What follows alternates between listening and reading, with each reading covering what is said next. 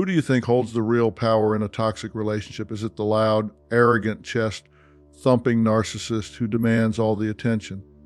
Or is it the quiet, giving, empathetic person they're slowly draining the life out of? What if I told you that the moment the empath walks away is the exact moment the narcissist begins to completely unravel? Today, we're talking about why a narcissist falls hard after pushing the empath too far. Before we dive deep, you got to understand this one critical thing. Narcissists need something called narcissistic supply. Think of it like fuel for a car. They need constant attention, admiration, drama, and emotion to feel alive, to feel important. And who is the best source of high-octane, premium fuel? The empath. You.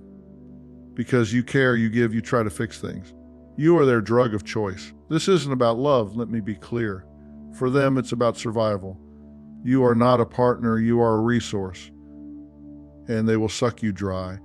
Picture this, you're in a relationship where you're constantly giving, constantly trying to make things work, constantly walking on eggshells. You're the one who apologizes when they're wrong. You're the one who makes excuses for their behavior to your friends and family. You're the one who believes that if you just love them enough, try hard enough, be patient enough, they'll change. Sound familiar? What you don't realize is that you've become their personal gas station. Every time you respond to their provocations, every time you try to explain yourself, every time you forgive their unforgivable behavior, you're filling up their tank. You're giving them what they need to keep going, to keep functioning, to keep feeling superior and in control. But here's what they don't understand about empaths: you have limits. You have a breaking point. And when you reach it, when you finally say enough, their entire world comes crashing down. They've been so busy feeding off your energy that they never develop the ability to sustain themselves. They're emotional vampires, and without you, they start to wither. Now, I want to make this a conversation, not just me talking at you. So, tell me something. Have you ever been in a relationship where you were the giver, the fixer, the one holding everything together, only to realize you were the only one trying? Go down to the comments right now and tell me if that sounds familiar. I want to read what you're going through because you are not alone in this.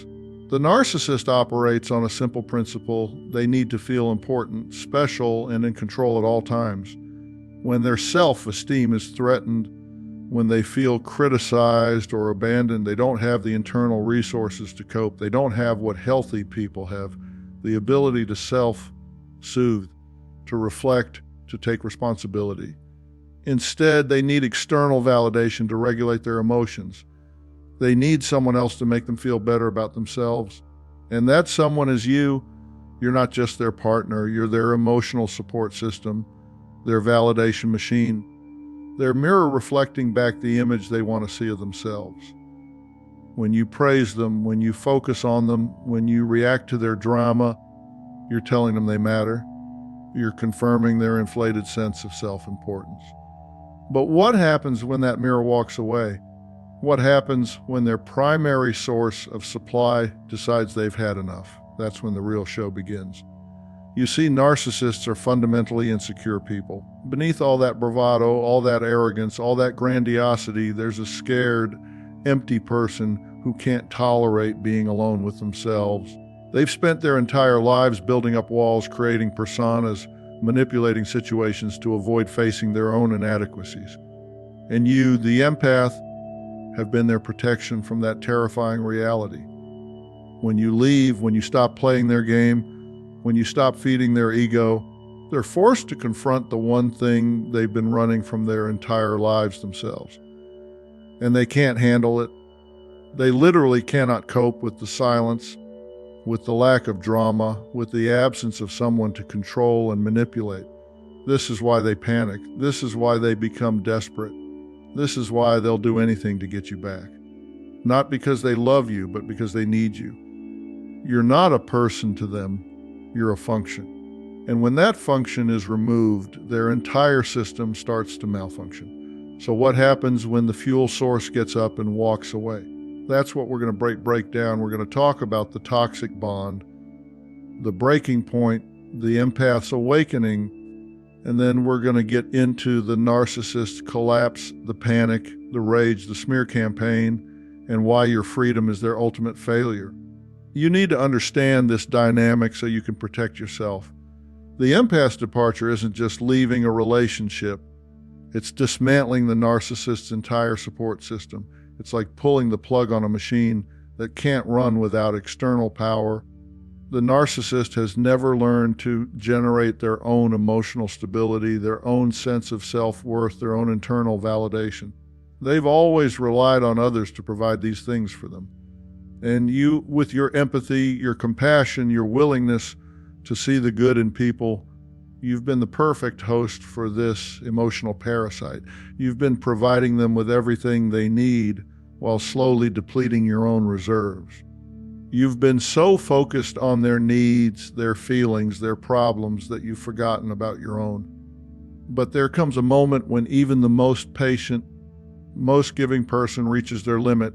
There comes a point where the empath finally sees the relationship for what it truly is, a one-way street where they give everything and receive nothing but manipulation, criticism, and emotional abuse in return.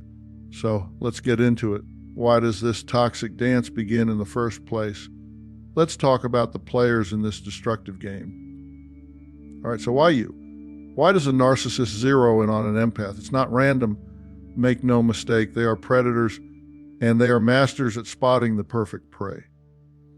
They don't want a partner, they want a host. Let me paint you a picture of what happens when a narcissist enters a room. They're not looking for the loudest person, the most confident person, or even the most attractive person.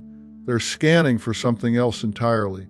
They're looking for the person who lights up when someone else is in pain, who rushes to help when someone is struggling, who gives others the benefit of the doubt even when they probably shouldn't. They're looking for you. They can smell empathy from a mile away. It's like a shark detecting blood in the water. Your compassion, your kindness, your genuine desire to help others, these aren't just personality traits to them. These are weaknesses they can exploit. These are entry points they can use to get inside your head, inside your heart, and inside your life. Your capacity for empathy is the first thing they target. Think about it. They have none, so they covet yours. They watch you feel their supposed pain and want to heal it. They study how you respond to suffering, how you react to someone who seems vulnerable, how you naturally want to fix what's broken. And then they become the perfect victim for your rescue mission. They fake vulnerability to hook your compassion.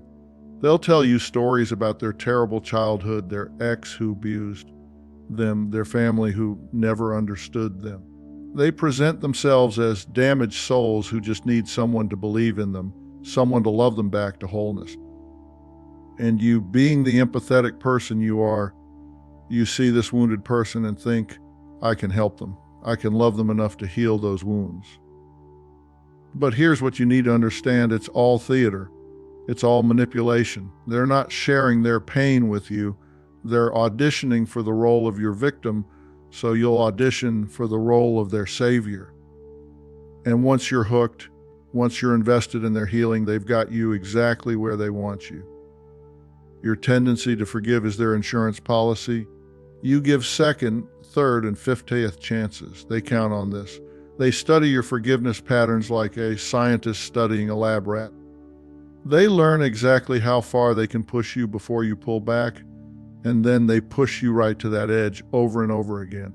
They know you'll excuse their bad behavior because you see the good inside them, a good that, let me tell you, likely ain't there. You'll rationalize their cruelty by saying they're just hurt, or they don't really mean it, or they had a rough day. You become their excuse machine, their justification factory, their get out of jail free card.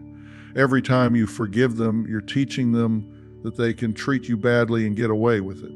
Every time you make excuses for their behavior, you're giving them permission to do it again. You think you're showing them unconditional love, but what you're really showing them is that you have no boundaries, no limits, no line they can't cross. Your desire to see the best in people is your greatest strength in the healthy world, but it's your Achilles heel with a narcissist.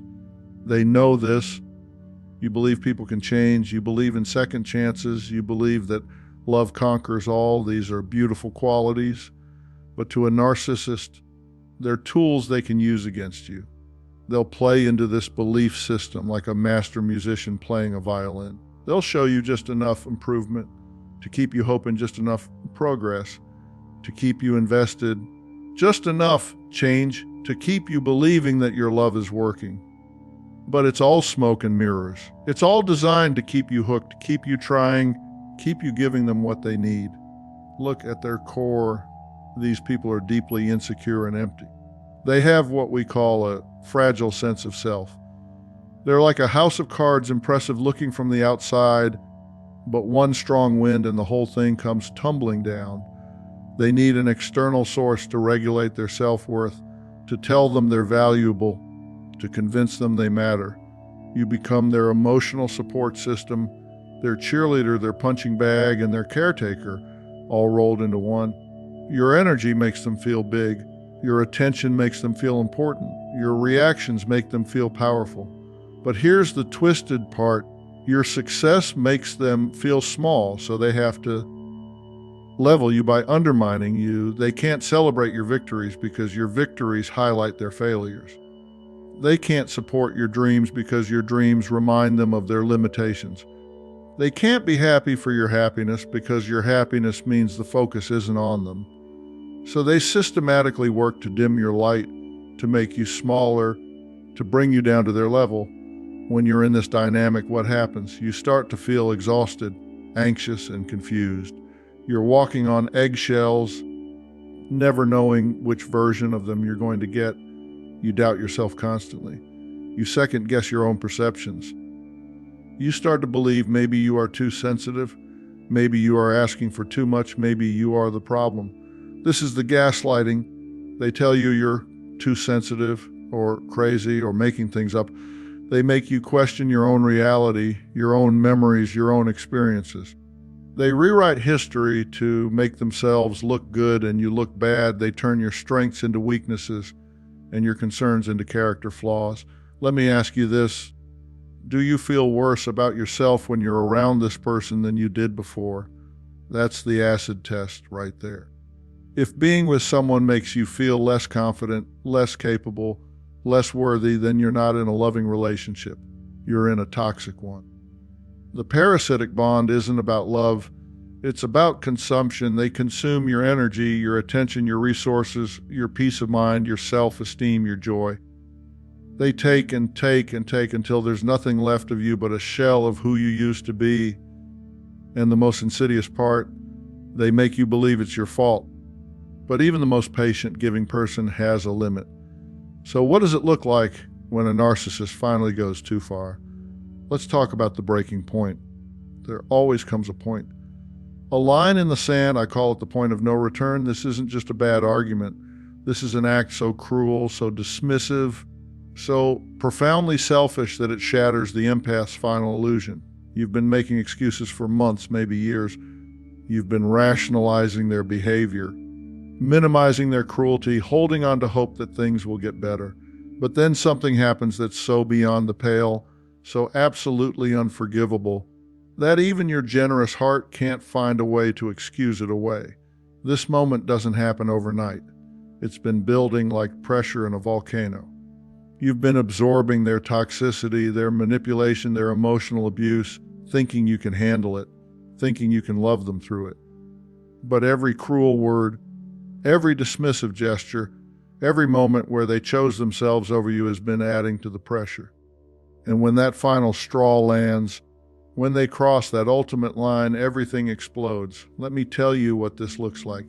Sometimes it's betrayal during a crisis. Picture this. You're going through the worst moment of your life.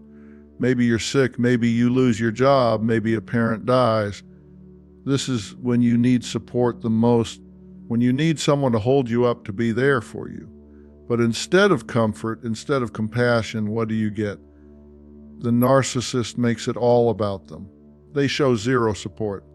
They might even become angry that the attention is no longer on them.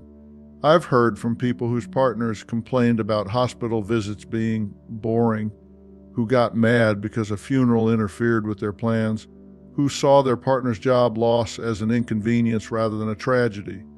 When you're drowning, they hand you an anchor instead of a life preserver. Or maybe it's an unforgivable act of cruelty. They might target something you love, your children, a beloved pet, your career, in a way that is deliberately sadistic. This is a mask-off moment. This is when you see them for who they really are underneath all the charm and manipulation. I've talked to people whose partners threatened their children, who deliberately hurt their pets, who sabotaged important work presentations out of spite. These aren't accidents. These aren't moments of weakness. These are calculated acts of cruelty designed to hurt you in the deepest way possible. They know exactly what matters to you, and they use that knowledge as a weapon. Sometimes it's public humiliation. They throw you under the bus in front of family, friends, or colleagues in a way that is so shameful and shocking. There's no coming back from it. They might reveal your private secrets, mock your insecurities, or blame you for their own failures in front of people whose opinions matter to you. This public betrayal is particularly devastating because it's not just about the relationship anymore. It's about your reputation, your dignity, your standing in your community. They're not just hurting you, they're trying to destroy your support system, to isolate you, to make sure you have nowhere to turn. The escalation of abuse is another common final straw. The devaluing becomes constant, the criticisms become sharper, the contempt is undisguised. What used to be occasional bad days become your everyday reality. The mask slips completely and you realize this isn't a phase, this is who the person truly is. The cruel comments that used to come during arguments now come during dinner. The eye rolls that used to happen during fights now happen during normal conversations. The dismissive attitude that used to surface under stress now defines every interaction. You realize you're not living with someone who has bad moments. You're living with someone who is fundamentally cruel. Why do they do it? Because they get sloppy. They get arrogant. They start to believe you will never leave. They've trained you so well to accept their behavior, to make excuses for them, to keep coming back no matter what they do, that they think they're untouchable. They see your kindness as weakness, your forgiveness as stupidity, your love as something they can take for granted. They have to keep pushing the boundaries to get a bigger and bigger reaction, a bigger dose of that narcissistic supply. Think about it like a drug addiction. The first time they got a rise out of you, it gave them a high. But like any drug, they need more and more to get the same effect. What used to shock you doesn't work anymore, so they have to escalate. They get addicted to the power, and like any addict, they need more and more to get the same high.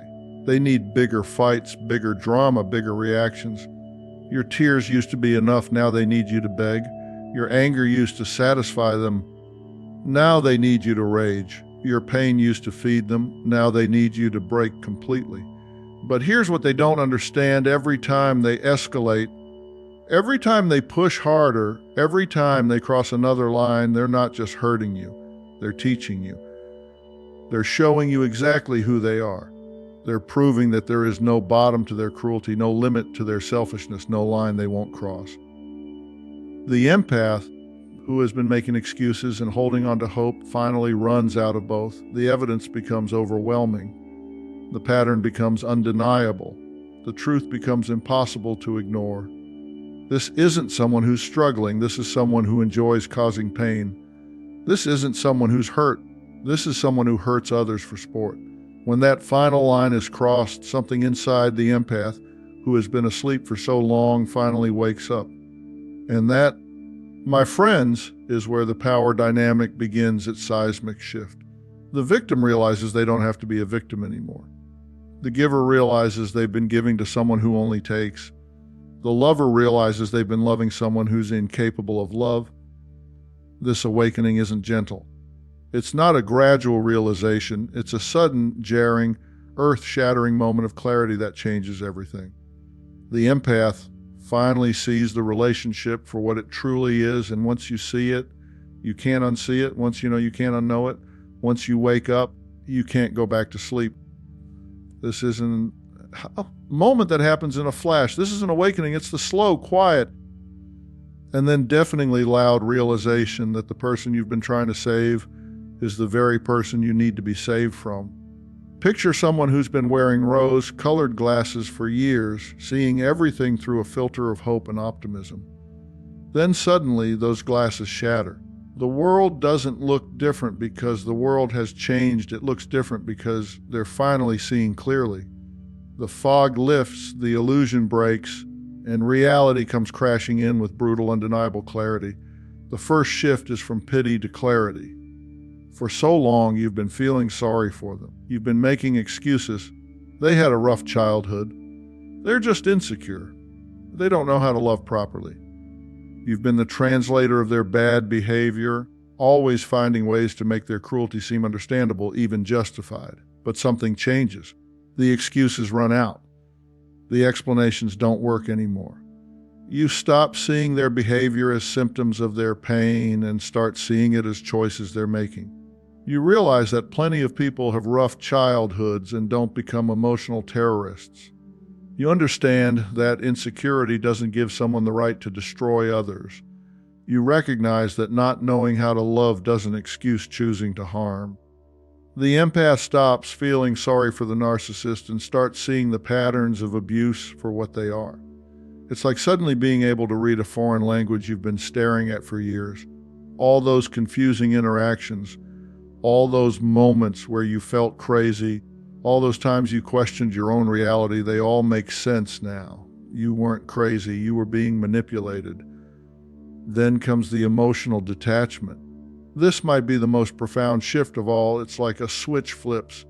The emotional connection that the narcissist fed on is severed. You look at them, and instead of feeling love, instead of feeling hope, instead of feeling that familiar urge to fix them, you feel nothing. Or worse, disgust. This is the narcissist's greatest fear. You see them throwing their tantrum, and instead of rushing to soothe them, you feel annoyed. You hear them making their demands, and instead of scrambling to meet them, you feel tired. You watch them playing their victim card, and instead of feeling sorry for them, you feel manipulated. The spell is broken. The magic trick has been revealed. The emperor has no clothes. This emotional detachment is like pulling the plug on their life support system. They've been surviving on your emotional reactions, your care, your concern, your fear. When you stop providing those things, when you stop participating in their drama, when you stop being moved by their performances, they start to starve. The shift in focus is equally powerful. For years, you've been asking the wrong questions. You've been asking, what can I do to fix them? How can I make them happy? What did I do wrong? How can I be better? Every conversation, every interaction, every moment of your life has been filtered through their needs, their wants, their problems. But now, the focus turns inward for the first time in years. You start asking, what do I need to do to save myself? What do I want? What makes me happy? What do I deserve? It's like you've been holding your breath underwater for so long that you forgot what it felt like to breathe. And suddenly you remember, this isn't selfishness. This isn't cruelty. This is survival. This is sanity. This is you finally remembering that you matter too, that your needs are valid, that your happiness is important, that your peace of mind is worth protecting. The decision to leave doesn't come from anger, though anger might be part of it. It comes from a deep, unshakable knowing that this relationship is toxic, that this person is dangerous to your well-being. That staying means continuing to die a slow death. It's not an emotional decision. It's a logical one based on evidence you can no longer ignore. This is where the empath becomes strategic. They don't announce their plans. They've learned that will only invite more manipulation, more promises, more fake changes, more hoovering attempts. They've tried the direct approach before. I can't do this anymore. Things need to change. I'm not happy. And they've seen how those conversations go. The narcissist either escalates the abuse or temporarily becomes the person they always claimed they could be, just long enough to reel you back in. So instead, they plan their exit quietly. They get their finances in order, separating accounts, saving money, securing their independence. They build a support system, Reaching out to friends and family, they may have been isolated from rebuilding connections that were damaged by the relationship. They gather important documents, make copies of everything, protect their assets. They are no longer playing the narcissist game. They are creating their own. They're operating from a place of strength instead of weakness, strategy instead of emotion, self-preservation instead of self-sacrifice. They're not trying to hurt the narcissist, they're trying to save themselves. And let me tell you, you have to give yourself permission to do this. Give yourself permission to not feel badly about protecting yourself. Give yourself permission to prioritize your own well-being. Give yourself permission to stop setting yourself on fire to keep someone else warm. This is not quitting, this is surviving. This is not giving up, this is waking up. This is not failing, this is finally succeeding at the most important thing you'll ever do, saving your own life. The awakened empath understands that they can't love someone into being healthy. They can't fix someone who doesn't want to be fixed. They can't change someone who doesn't think they need to change. They can't heal someone who keeps reopening their own wounds. Most importantly, they understand that they're not responsible for the narcissist's happiness, their stability, their success, or their failures. They're not responsible for managing their emotions, excusing their behavior, or protecting them from the consequences of their choices. The narcissist has no idea this is happening. They're so wrapped up in themselves they can't see it coming. They think they still have you under their thumb. They think their manipulation is still working. They think you'll keep taking whatever they dish out because you always have before. But you're not the same person who entered this relationship. You're not the naive, trusting, endlessly forgiving person they fell in love with, or rather, fell in love with exploiting. You're stronger now, wiser now, more protective of yourself now. You've learned to recognize manipulation, to spot gaslighting, to trust your own instincts. So what is their first reaction when the door closes and the fuel supply is gone? Pure, unadulterated panic. Okay, the empath is gone. The silence is deafening. The narcissist's first stage of collapse isn't rage, it's sheer terror. Their primary fuel source has been cut off and they go into immediate withdrawal.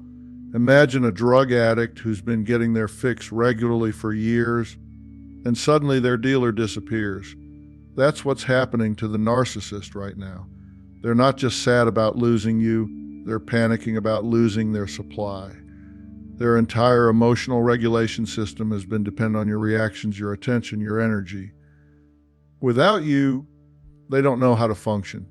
The first thing they experience is confusion. This wasn't supposed to happen. You were supposed to be the one who stayed, who always came back, who always forgave. You were the reliable source, the sure thing, the one they could count on to be there no matter what they did. Your leaving doesn't fit their narrative of themselves as irresistible, as special as someone people can't live without. Then comes the fear. Not fear of being alone. Narcissists actually hate genuine intimacy. It's fear of being without supply. They're terrified of having to sit with themselves, with their own thoughts, with their own emptiness. They've spent their entire lives avoiding that internal void, and you were their primary distraction from it. You've heard me talk about hoovering. It's named after the vacuum cleaner for a reason. They will do anything to suck you back into the chaos. This isn't love. This is desperation. This isn't missing you. This is needing their fix. They're like a vampire who's been cut off from their blood source, and they'll do whatever it takes to get it back. The sudden apologies start flooding in. I've changed. I realize everything I've done wrong. I'm going to therapy. These words might sound sincere, especially after years of them refusing to acknowledge any wrongdoing. But here's the truth. It's a lie. It's a manipulation. They haven't changed. They've just realized they might lose their primary source of supply. They haven't had some great epiphany about their behavior. They haven't suddenly developed empathy or self-awareness. They've simply calculated that their usual tactics aren't working anymore. So they're pulling out what they think is the big gun fake accountability. They might even actually start therapy, but not to change. They start therapy to learn better manipulation techniques, to get ammunition to use against you, to have something to point to when they say, "Look, I'm working on myself." They're not there to heal, they're there to strategize. Then comes love bombing 2.0. Flowers, gifts, promises of the future you always wanted. It's the idealization phase on steroids. Remember how wonderful they were at the beginning of your relationship. How charming, how attentive, how perfect they seem.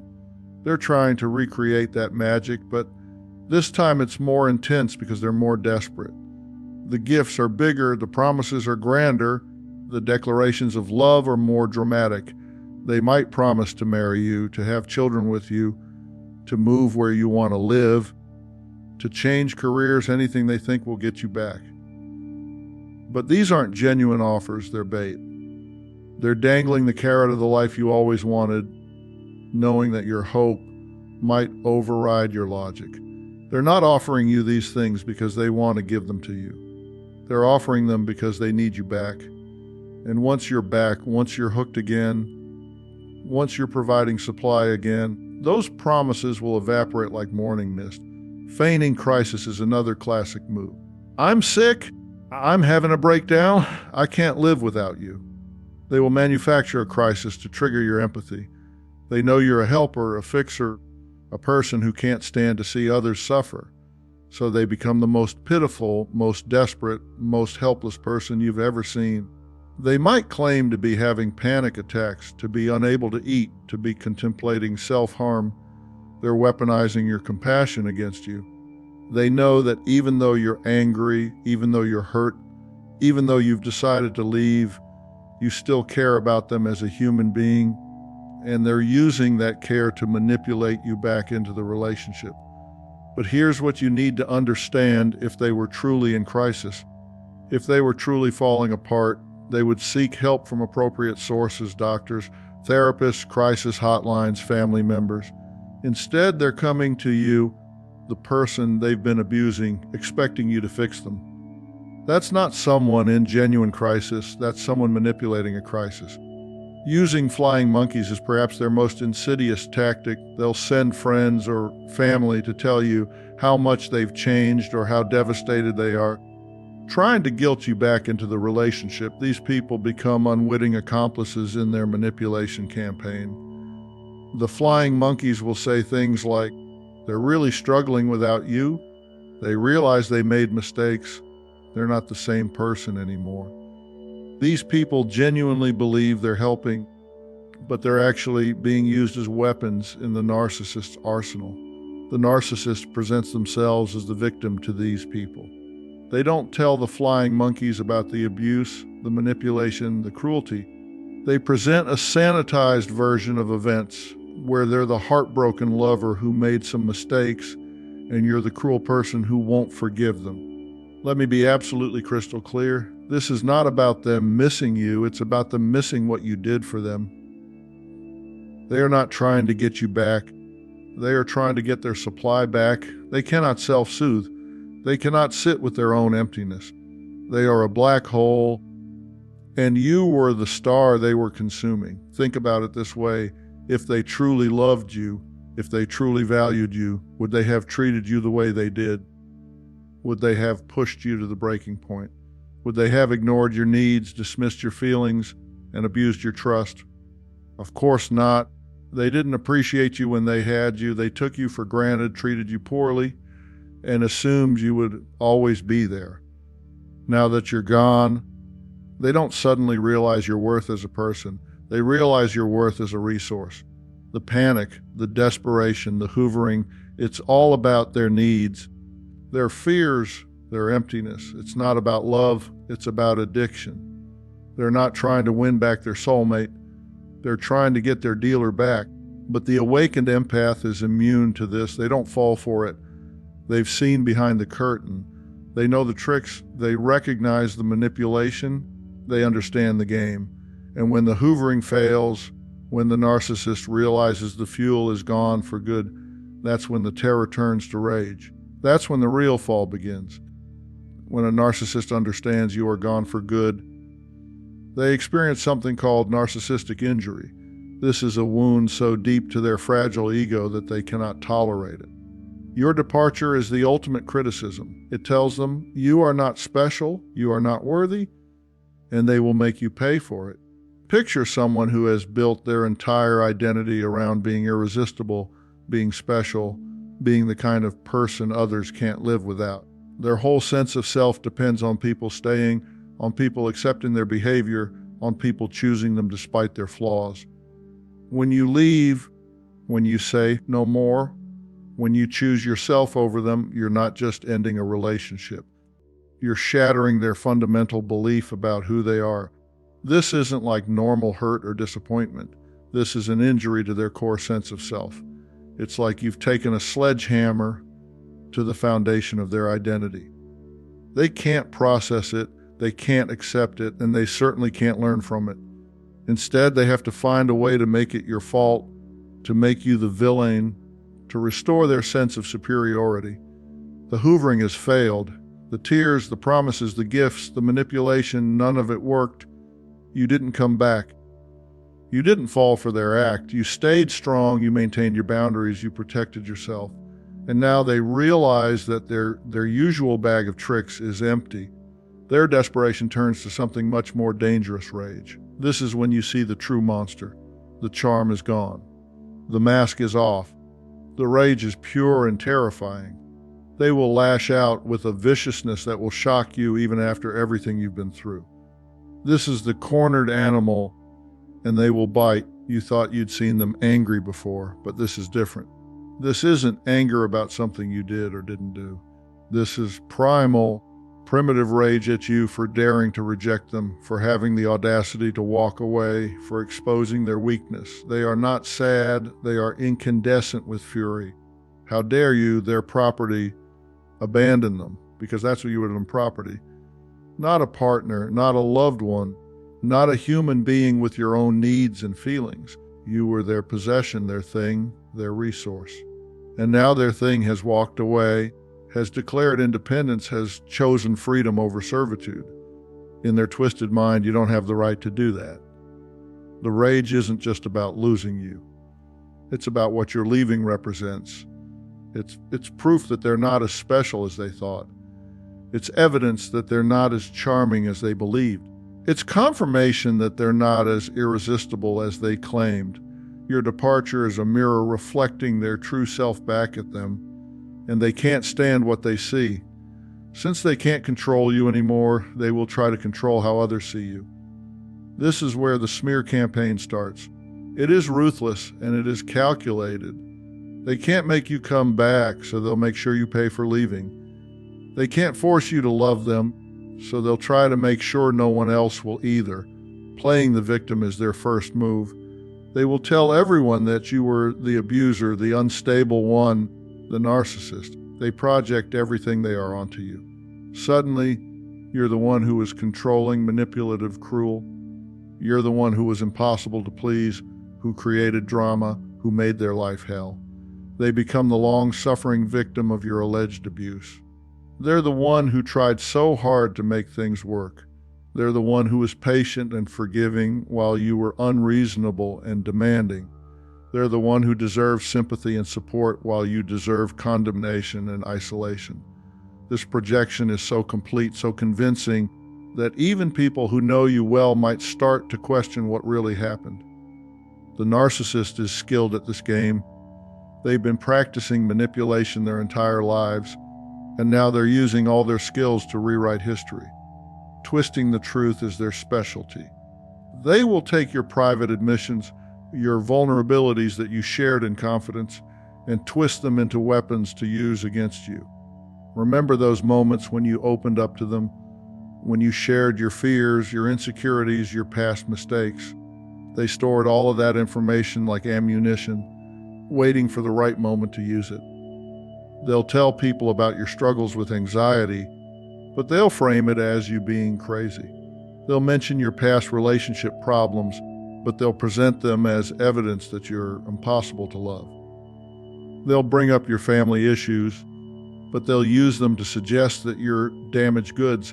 Every intimate detail you shared, every moment of vulnerability you revealed, every secret you trusted them with becomes a weapon in their arsenal.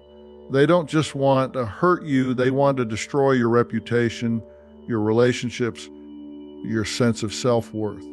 Their credo is simple: get them before they get me. They have to ruin your reputation to protect their own fragile image. They know that if people hear your side of the story, if they understand what really happened, their carefully constructed facade will crumble. So they strike first, they strike hard, and they strike everywhere. They'll contact your friends, your family, your coworkers, your neighbors. They'll post on social media. They'll send emails, they'll make phone calls. They'll present themselves as the wounded party who just wants people to know the truth about you. But their truth is fiction, their facts are lies, their story is manufactured. The smear campaign serves multiple purposes. It punishes you for leaving. It discredits you in case you try to tell your story. It garners sympathy and support for them, and it feeds their need for attention and drama. They're not just trying to hurt you, they're trying to annihilate you. Their whole world was built around the fake persona you help validate. When you leave, you take the mirror with you, and they are left staring into the void of who they really are, and it terrifies them. Their fall is a complete loss of identity, control, and supply. They are a king without a kingdom, and it destroys them. But here's the thing about the truth: it has a way of coming out. The people who really know you, who have seen how you behave, who understand your character, they won't be fooled for long. The narcissist's rage is obvious to anyone who's paying attention. Their sudden victim status doesn't match their history. Their story has holes that become apparent over time. The smear campaign is actually their confession. By describing in detail what they claim you did to them, they're actually describing what they did to you. By painting themselves as the victim, they're revealing how they see relationships as competitions with winners and losers, as games of control and domination. It sounds terrifying, and it is, but what about you? While they are busy self-destructing, you are on the path to freedom. Let's talk about the aftermath and how you win this war by simply walking off the battlefield. So while the narcissist is raging, scheming, and spinning lies to anyone who will listen, something incredible is happening to you. You are starting to breathe again. You're waking up to a world where the air feels lighter, the days feel clearer, and you are no longer bracing for the next explosion. Maybe you don't even realize it yet, but that's freedom. That's the start of your healing. And I need you to understand this one thing: your victory is not in fighting them. It's not in proving them wrong. It's not in exposing them to the world. Your victory is in forgetting them. Your victory is in living your life so fully, so authentically, that they become nothing more than a shadow of a bad memory. You see, the narcissist is stuck permanently. That's their curse. They never really recover from losing their best source of supply, and make no mistake, you were it. Sure, they can find others. They'll date again. They'll love bomb someone else. They'll suck new people into their orbit. But deep down, they know those new sources don't measure up to you. You were the one who saw them, or at least the version of themselves they wanted you to see. You knew their secrets, their wounds, their insecurities. You witnessed the parts of them they hide from the rest of the world. And then you rejected it. That's not just a breakup to a narcissist. That is the ultimate betrayal. That is a wound that never heals. Because what you did was hold up a mirror to them, and then you walked away, and they can't smash that mirror. It's permanently etched in their mind. Someone who knew them, truly knew them, decided they weren't worth it. That is a scar on their ego that festers forever. No amount of new supply, no number of admirers, no new relationship can erase that. They are trapped in their own disorder. That's the prison they live in. You were just visiting, now you're free. But freedom isn't just walking away. Freedom is choosing to build a life so good, so fulfilling, that they can't touch it. So let's talk about how you do that. This is the part where you get to reclaim everything they tried to steal from you. Step 1, go no contact. And I mean it, no contact. Not friendly text once in a while. Not, we can still be friends. Block them. Block their number, their email, their social media. Block their friends. Block their flying monkeys. build an impenetrable wall because you cannot heal in the same environment that made you sick. You might feel guilty about this. You might think it's harsh or cold. It's not. It's self-preservation. The narcissist will use any crack in the door to wedge themselves back in. They'll try pity, charm, rage, manipulation, anything to reestablish the supply chain. Don't let them. Silence is your shield. Step 2, strengthen your relationship with yourself. Think of it this way: you've been gaslit for so long that you probably don't trust your own instincts. But those gut feelings you ignored, they were right all along. Start listening to them again. Be your own best friend. Prioritize your needs. Make decisions based on what feels good to you, not what appeases others. Remember who you were before the narcissist convinced you that you weren't enough. Step 3, grieve the relationship you thought you had. This is important. You're not just walking away from a toxic person. You're grieving the dream they sold you, the fantasy of who they pretended to be, the life you thought you were building together. It's okay to feel sad. It's okay to cry. It's okay to mourn the love you thought was real. But know this: you're not grieving the loss of the narcissist. You're grieving the loss of the illusion. And once that grief passes, what's left is clarity. What's left is truth. And truth, even when it hurts, is freedom. Step 4, don't expect an apology. Don't expect closure. Don't expect them to wake up one day, call you and say, "You were right, I was wrong. I'm sorry for everything I did." That's not coming. They are incapable of genuine accountability. Waiting for that apology is like waiting for a train that isn't coming. It keeps you standing on the platform when you should be moving on with your life. Closure doesn't come from them. It comes from you deciding that you don't need their permission to heal. Now, let me say this loud and clear: your indifference is their kryptonite. The reason a narcissist falls so hard is not because you yelled, cried, begged, or fought back. It's because you don't care anymore. Nothing terrifies them more than becoming forgettable, replaceable, invisible. And that's exactly what you're doing. By focusing on your healing, by building a new life, by rediscovering your joy, you are erasing them from your story. You are proving their deepest fear, that they are nothing without someone to feed their ego. I'm doing this series because I've heard from so many of you who are stuck in this dynamic, wondering if you'll ever feel whole again. I promise you will. But you have to take the steps. You have to cut the cord. You have to put yourself first. If this chapter spoke to you, if you felt seen, I want you to share it with one person who needs to hear it. Let's pay it forward. Let's break this cycle together. And hey, in the next chapter, we're going to talk about how to spot those flying monkeys, the people who unknowingly or sometimes knowingly do the narcissist's bidding. And more importantly, we'll talk about how to build a fortress around your new life so you stay protected and empowered. Thank you for spending this time with me. I'm proud of you. Seriously. Choosing yourself is the bravest thing you'll ever do.